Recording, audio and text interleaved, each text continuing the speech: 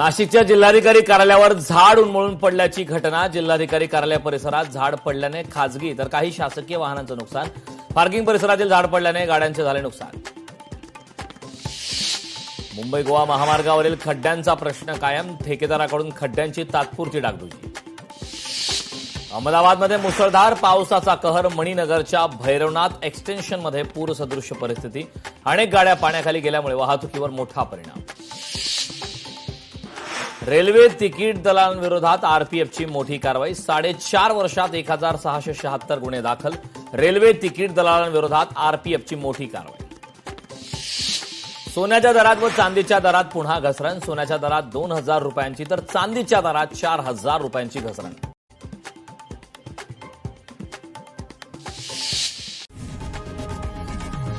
लोकशाही मराठी ऐका, पहा, जागरूक रहा।